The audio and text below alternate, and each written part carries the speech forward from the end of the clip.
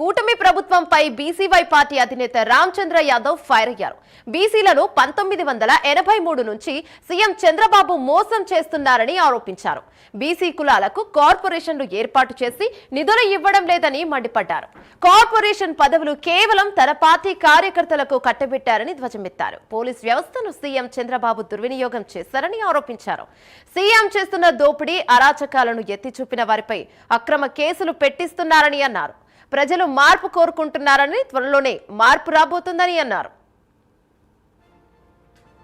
ఈరోజు నేను ఇంతకు ముందు చెప్పినట్టు కేవలం బీసీలను మాత్రమే కాదు, దళితులను మాత్రమే కాదు, అన్ని వర్గాలను వంచిస్తున్నారు, మోసం చేస్తున్నారు. వీళ్ళకి కేటాయించాల్సిన నిధులను పక్కదారి పట్టించి వాటిని కాజేసే ప్రయత్నం చేస్తున్నారు.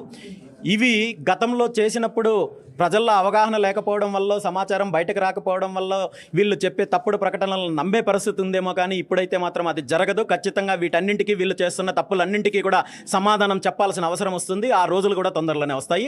దీని మీద కూడా బీసీవై పార్టీ పోరాటం చేస్తుంది.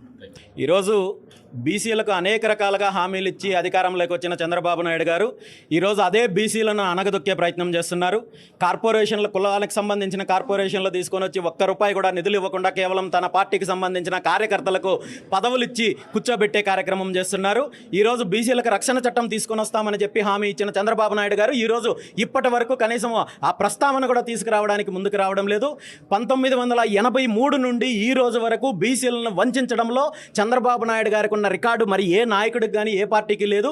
ఇప్పుడు బీసీ సమాజం పూర్తిగా మేల్కొనే రోజులు వచ్చాయి. ఖచ్చితంగా దీంట్లో చైతన్యం వస్తుంది. ఖచ్చితంగా చంద్రబాబు నాయుడు గారికి, తెలుగుదేశం పార్టీకి బుద్ధి చెప్పే రోజులు తొందరలోనే ఉన్నాయి. మాత్రము చాలా బాధాకరము. భారతదేశంలో ఎక్కడ ఏ రాష్ట్ర ప్రభుత్వము అవలంబించిన విధంగా, ఏ రాష్ట్ర ప్రభుత్వము దుర్వినియోగం చేయని విధంగా ఆంధ్రప్రదేశ్ రాష్ట్రంలో పోలీసు వ్యవస్థను చంద్రబాబు నాయుడు గారి ప్రభుత్వం దుర్వినియోగం చేస్తున్నారు.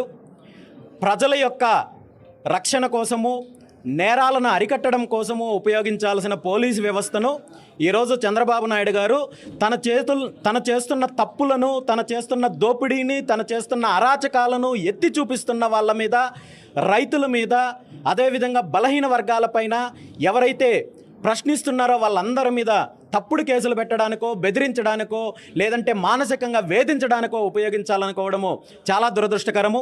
ఈ రాష్ట్ర ప్రజలు అన్నీ గమనిస్తున్నారు. ఖచ్చితంగా రాబోయే రోజుల్లో చంద్రబాబు నాయుడు గారి ప్రభుత్వానికి బుద్ధి చెప్పడానికి సిద్ధంగా ఉన్నారు. పోలీసులను అడ్డం పెట్టుకునో, లేదంటే తప్పుడు కేసుల ద్వారానో, అక్రమ కేసుల ద్వారానో భయపట్టించాలనో, బెదిరించాలనుకుంటే అది ఎప్పటికీ జరగదు. ఈ రాష్ట్ర ప్రజల్లో చైతన్యం వచ్చింది, మార్పు కోరుకుంటున్నారు. ఖచ్చితంగా ఆ మార్పు తొందరలో కూడా వస్తుందని చెప్పి ఈ సందర్భంగా తెలియజేస్తున్నారు.